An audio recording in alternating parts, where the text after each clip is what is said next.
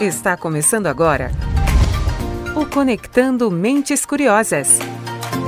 O podcast onde a transformação digital encontra o direito.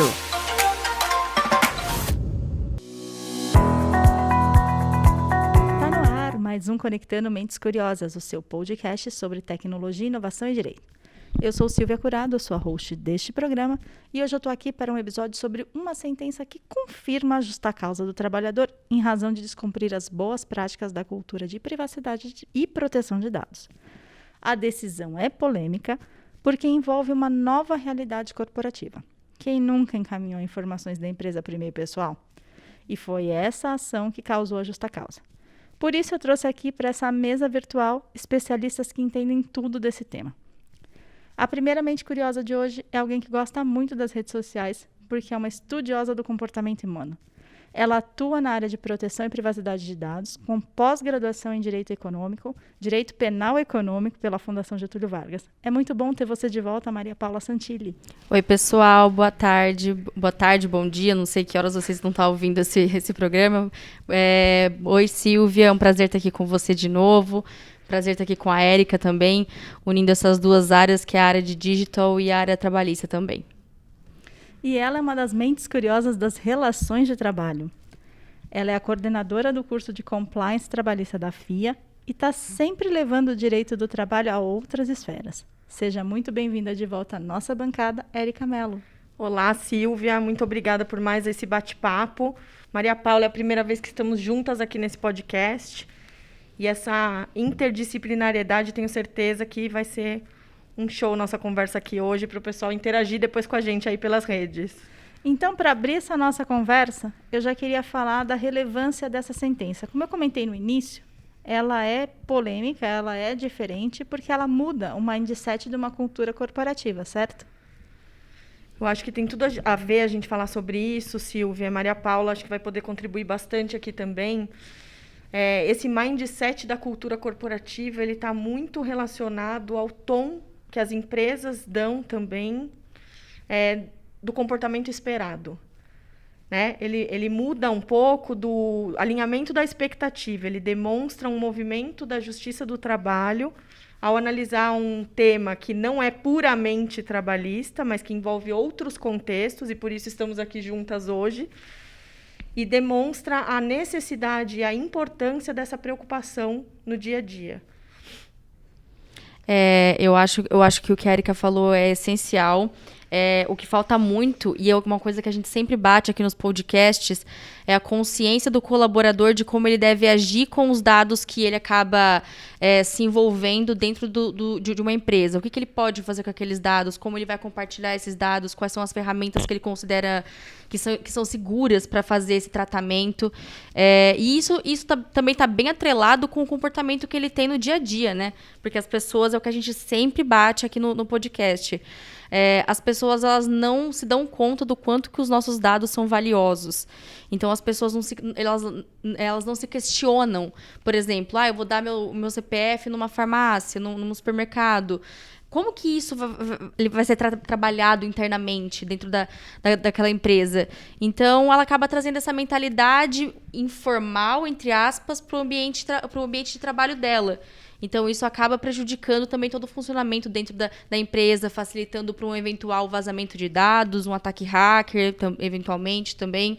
Então, é exatamente isso, essa questão de saber até onde o colaborador pode ir, o que ele pode fazer e entender a importância disso, a importância do papel dele dentro da companhia.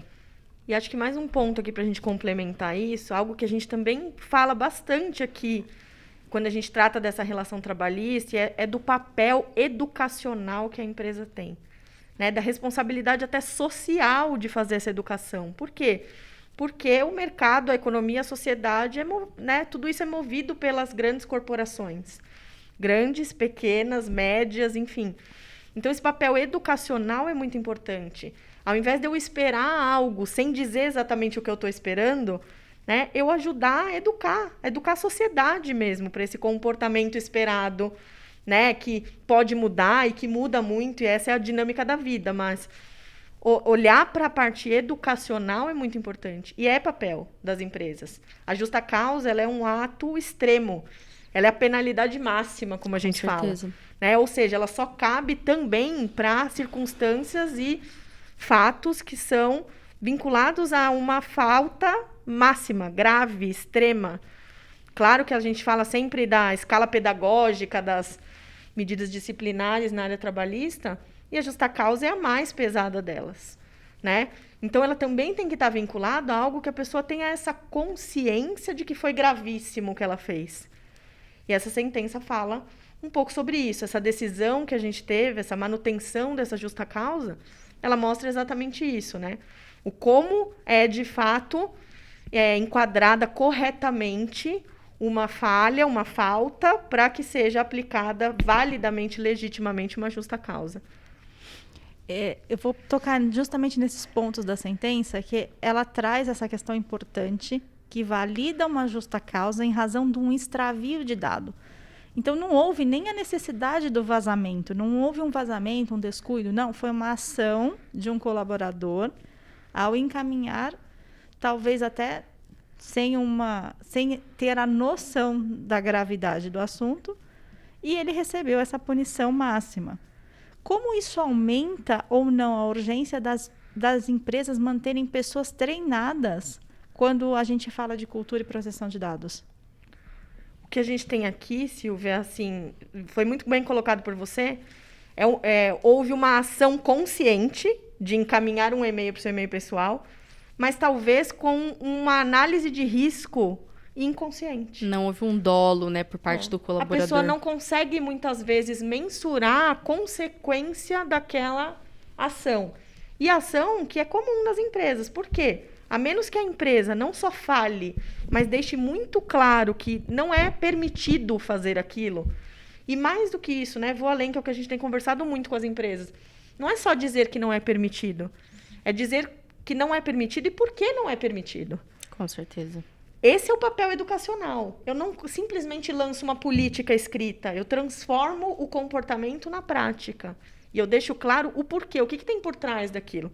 Porque senão, comandos exatos também não vão servir.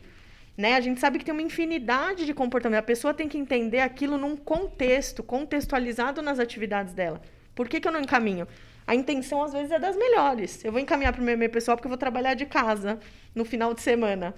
Né? E a pessoa não tem a noção de medir o risco daquilo. Ela podia ter enviado para o e-mail errado, aquele e-mail dela pode ser invadido, uma série de outras coisas podem acontecer que ela não tem esse comportamento, ela não tem esse olhar, ela não desenvolveu esse olhar de risco. Você veja como muda a cultura de ano a ano, né? Sei lá, nos últimos 7 anos. Eu trabalhei numa empresa que eu não tinha o computador corporativo, notebook para sair levando. E eu ficava alocada no cliente. Usava o computador, presta atenção, eu usava o computador do cliente.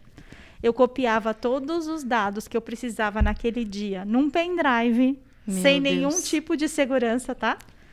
E muitas vezes, como o e-mail corporativo era ruim de acessar no computador do cliente por questões da rede do cliente, eu encaminhava para o meu e-mail pessoal os telefones dos jornalistas para poder acessar e trabalhar de lá, porque eu não tinha um ambiente que favorecesse o meu trabalho que criasse essa cultura de proteção de dados para você, né? E não tinha, de verdade, a menor noção, apesar de tomar cuidado com a questão das informações confidenciais que ali tinham, mas o dado em si, de verdade, nunca parei para pensar que pudesse ser um risco, sabe? E eu acho que, assim como eu, muita gente deve ter tido um dia alguma cultura parecida com isso. E mudar a cultura é muito difícil, certo? Mudar a cultura e comportamento. Você está tendo um comportamento repetitivo ao longo de tantos e tantos anos. Você cria um hábito, né? E, de repente, LGPD, entra toda essa cultura de proteção de dados, precisamos nos atentar aos dados. Você tem que reprogramar a sua cabeça, reprogramar aquela cultura, aquele tipo de comportamento que você seguiu ao longo de tantos anos. Então, é uma tarefa difícil. É uma tarefa complicada. A gente não está falando que não. A gente entende a dificuldade das empresas. Só que elas têm que entender que isso é uma troca. pode ser um dispêndio de trabalho, que realmente exige um trabalho intenso, mas ela vai receber algo em troca também. E para o colaborador também, inclusive, sabe? É como eu falei, entender tudo aquilo que a empresa passa para ele e aplicar no cotidiano dele, no dia a dia. Porque, gente, as pessoas elas não se dão conta do que o dado representa, o que uma pessoa mal intencionada pode fazer com o dado de uma pessoa. Gente, uma pessoa pode cometer um crime usando os seus dados. E para depois você provar que não foi você, é muito difícil. É muito difícil. E ela pode utilizar aquilo vinculando à empresa. E aí o buraco é mais embaixo, né? Que é a controladora dos dados, ou é a operadora, enfim. Não importa em que posição esteja, aquela pessoa, aquele colaborador que teve essa atitude pode expor esses dados de uma forma que um terceiro tenha acesso e utilize aquilo vinculado ao nome dessa empresa. Por exemplo, eu tô com o meu celular, eu conecto o Wi-Fi do meu celular no Wi-Fi corporativo. E eu uso isso para cometer um crime. Gente, a dificuldade depois para a empresa demonstrar que a gente não tinha nenhum tipo de controle, que a pessoa fez isso assim por conta dela, que a gente não tem nada a ver, separar o joio do trigo, é muito difícil. É muito difícil. Então, assim, a gente fala que não existe um fundo do poço. O fundo do poço é cada vez mais embaixo, mais embaixo, mais embaixo, porque é muita coisa envolvida. Eu acho que, pegando esse seu gancho, falando dessa questão da cultura das empresas, Maria Paula, a gente sabe que você está atuando hoje na fase de mapeamento dos fluxos de dados das empresas. Uhum. O que você tem visto nesse mapeamento que você pode compartilhar sobre exatamente essa maturidade do público interno, do que pode ou não pode fazer no dia a dia com relação à proteção de dados? Olha, Silvia, eu falo para você que é preocupante. É preocupante porque a gente vê que realmente o brasileiro não tem consciência em questão da cultura de proteção de dados. O que a gente vê de pessoas que, por exemplo, exemplos básicos, compartilham dados por WhatsApp, Facebook, Instagram, sabe? Coisas, assim, ferramentas simples, e que não tem nenhum tipo de segurança, de qualidade de segurança necessário para armazenar um dado daquele tipo. Ou compartilha por, sei lá, mensagem de celular e depois não apaga isso do aparelho. Gente, é uma infinidade de coisas. Ou, por exemplo, uma pessoa que mantém ali o dado físico, num papel. Coloca numa gaveta que não tem chave, todo mundo tem acesso, sai e deixa o computador lá ligado, com todos os e-mails escancarados, assim, para quem quiser ver. O brasileiro não tem a cultura de proteção de dados. E isso me deixa extremamente preocupada. Preocupada porque eu sou advogada, trabalho com isso, eu sei a importância disso no dia a dia.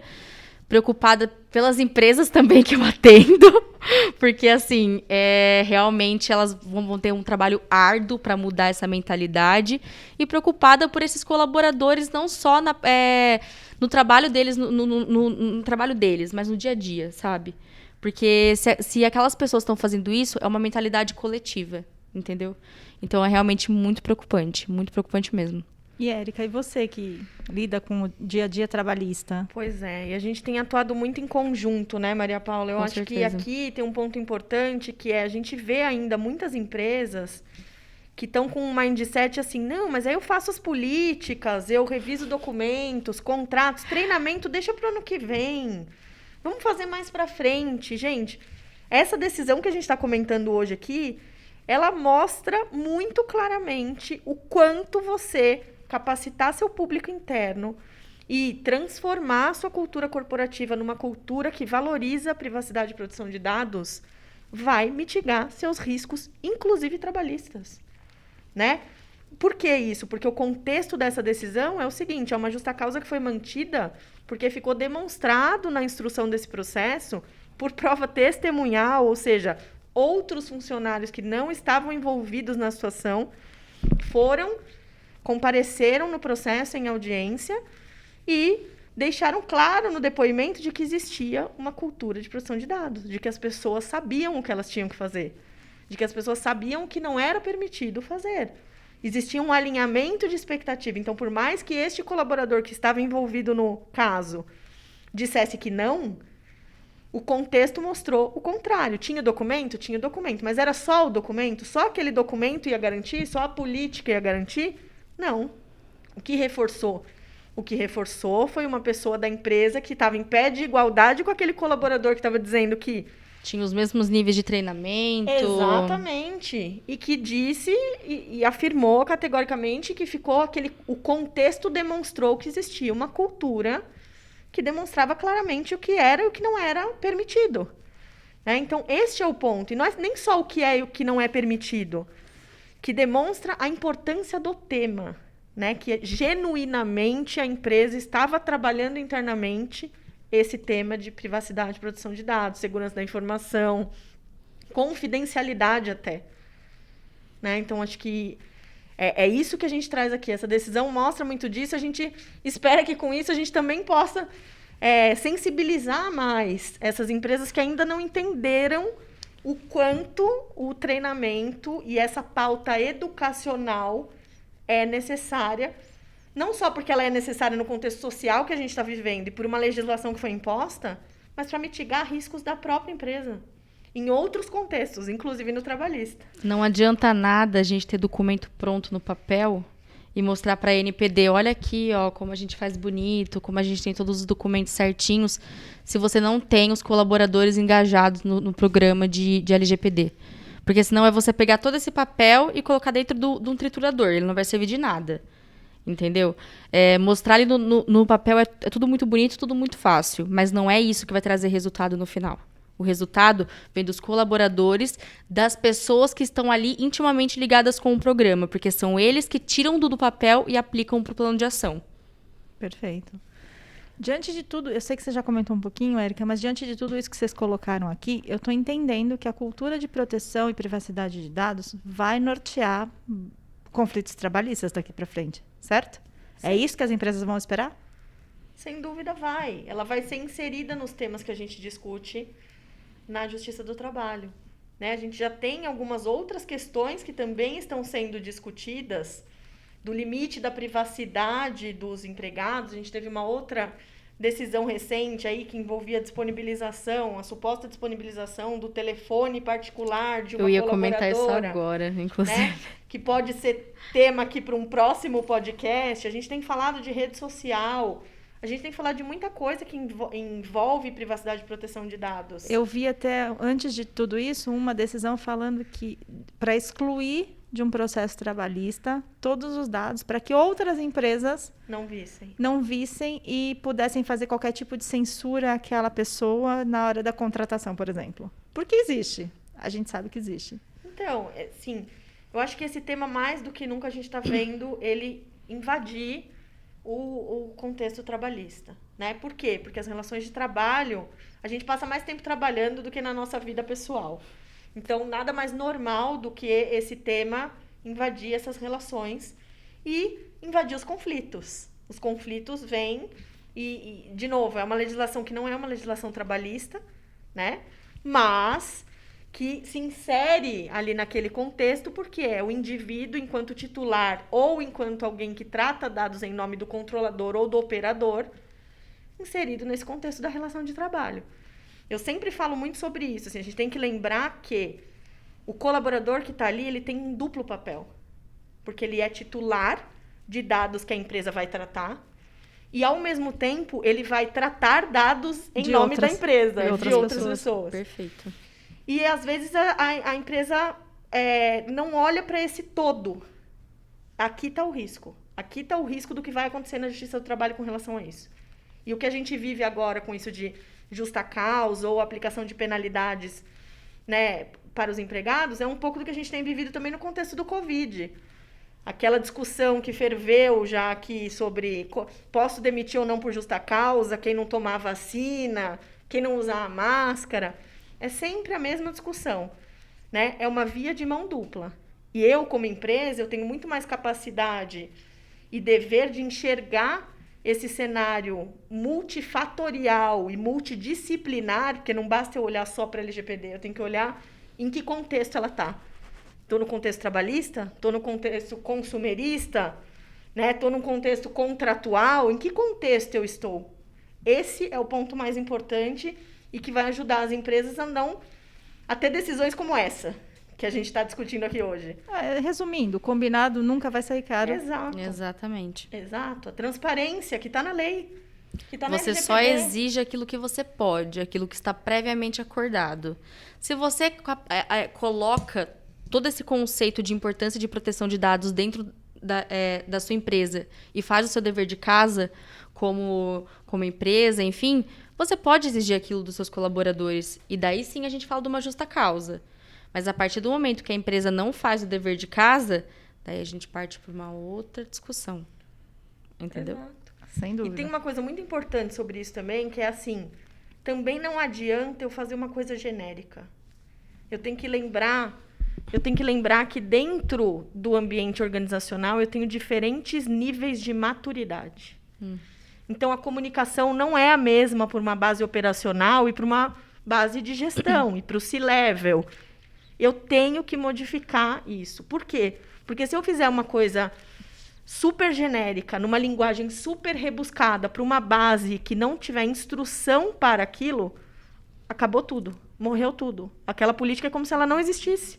Porque ele não compreendeu o que tem que fazer. Exatamente. E a Justiça do Trabalho, ela sempre vai ter essa linha, né, de garantir essa equiparação que não existe naturalmente entre a força de trabalho e o empregador. E isso é o mais legal, na minha opinião, dentro da justiça do trabalho. Essa paridade de armas, né, que você dá tanto para o colaborador quanto para a empresa.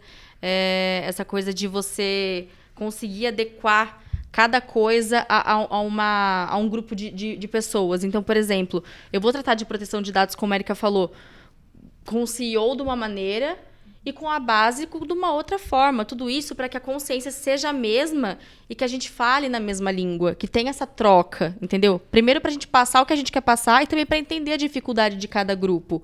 Porque os grupos têm dificuldades nesse sentido. E eu vejo muito isso nas entrevistas. Por exemplo, gente, talvez a gente tenha que rever essa ferramenta. Talvez ela não seja mais adequada para a gente tratar esse tipo de dado. Mas Maria Paula, então, a gente tem esse tipo de dificuldade. Por isso que a gente usa essa ferramenta. Por isso que a gente vê dessa forma. Ter essa troca para a gente entender o que a gente pode fazer pela empresa e também saber o que a empresa pode fazer para a gente. Entendeu? Encontrar esse meio termo. Eu lembro de um caso não sei, vou trazer um comparativo aqui, acho que foi uma live, eu não me lembro exatamente se foi uma live, acho que foi uma live que você estava falando sobre o treinamento do compliance trabalhista relacionado ao assédio moral. O quão chocadas as pessoas ficaram ao saber que determinados comportamentos caracterizavam assédio moral. Das pessoas falarem, não, mas isso aqui, eu chamar a pessoa de determinado apelido não é um assédio, eu só estou brincando com ela. E dependendo do contexto, aquilo de fato vira um assédio. Exato, porque tem uma subjetividade envolvida. A mesma coisa com a relação da proteção de dados. Não, eu só encaminhei o dado para o meu e-mail. Exato. Mas quem disse que isso era permitido? E quem disse que era proibido? Então, para não ter esse contexto, é que a gente tem que garantir esse padrão, né? Garantir que as coisas fiquem claras. Esse é o contexto. Isso é o que a gente precisa atuar. A gente está diante de um contencioso trabalhista que tende, no próximo ano, a ter um impulso de conflitos envolvendo privacidade e proteção de dados. A gente já tem alguns casos aí circulando sobre isso, que não puramente, mas, de novo, inseridos na relação de trabalho. Então, tudo que tiver inserido na relação de trabalho vai passar por esse crivo aí da legislação e o quanto realmente as empresas estão aderentes e os seus funcionários estão aderentes. A gente viu muito, acho que até é importante comentar, a gente sofre muita dúvida das empresas aqui, a gente é consultado sobre como que eu formalizo as políticas, né, de proteção de dados. Então, como é que eu faço? Eu posso fazer só uma circular essa política na minha intranet, eu preciso fazer aditivo de contrato de trabalho. E, de novo, não tem uma receita de bolo, não é algo que você fala assim, não, é assim para todas as empresas. Depende da cultura, né, da cultura do modelo de negócio, enfim. E depende de outros fatores, que assim, como é que você formalizou até hoje todos os documentos do seu contrato de trabalho? Você fez isso virtual? Ou era físico e a pessoa assinava? Por que só essa você vai fazer diferente? Porque a pessoa não vai entender a importância. Exato! Quando você tiver que demonstrar, evidenciar que você agiu em conformidade, por que só esse documento é diferente de tudo que a pessoa assinou durante todo o contrato de trabalho. Então, veja, hoje a gente tem empresas que já estão fazendo tudo digital. A admissão é digital, a carteira de trabalho hoje é digital. Né? Eu tenho carteira de trabalho digital, eu tenho assinatura eletrônica de documentos do contrato de trabalho. Se eu já estou nesse contexto, é de uma forma. Se eu ainda não estou, é de outra. E para a gente entender os riscos, né, e também entender o quanto essa empresa é aderente, qual o apetite de risco daquela empresa, tudo isso tem que ser ponderado para fazer de uma forma que essa conformidade, de fato, mitigue os riscos que a empresa está visualizando. Né? Então, acho que esse é um ponto importante. Eu não posso olhar só para aquilo. Como eu vou fazer esse documento? Não, eu tenho que pensar além daquilo. Esse documento, desta forma, está aderente com todo este contexto? E é isso que a gente faz aqui no dia a dia, em conjunto. Então, com isso, eu queria te agradecer, Érica, por estar aqui. É sempre bom te ouvir. Quer deixar suas redes sociais para, de repente, alguém trocar uma ideia sobre esse assunto? Deixo. Bom, no LinkedIn, acho que é a rede mais ativa, Érica Mello. E, enfim, PG Advogados, também pode vir pelo PG Advogados. A gente está sempre à disposição aqui para trocar figurinhas até o próximo podcast. Maria, obrigada de novo por estar aqui. Você já está podendo pedir música neste já, podcast? Nossa, já estou podendo pedir uma playlist já, né, Silvia? Não é? Então, se quiser, quer repetir como é que as pessoas te encontram? Gente, Maria Paula Santilli em tudo. Em podcast, olha eu. Também. Também. LinkedIn, Facebook, Instagram. E agradecer por esse espaço e por essa troca que eu tive com a Érica, que com certeza enriqueceu ainda mais meus conhecimentos, ainda mais em trabalhista, né, gente? Que todo mundo precisa, não é mesmo? Nossa Senhora, sempre é necessário. Então, antes de me despedir, um agradecimento especial a todo mundo que ficou com a gente até aqui. Se esse conteúdo agregou para você, vai lá, compartilha, que nos ajuda a conectar com outras mentes curiosas que possam fazer parte dessa nossa jornada. Aproveita e segue o PG Advogados, o @PG Advogados lá no Instagram, no LinkedIn e no Facebook, para não perder nenhum dos nossos conteúdos. Chegou por aqui hoje? Eu te convido a conhecer tudo que a gente já falou. Vai lá no Spotify, na Apple Podcast, no Deezer ou na sua plataforma favorita e aproveita todo o conteúdo que a gente produz com muito carinho. Olha lá, Maria Paula tá lá. Tem música dela lá, para vocês verem. Eu vou ficando por aqui e te encontro no próximo episódio do Conectando Mentes Curiosas. Até lá!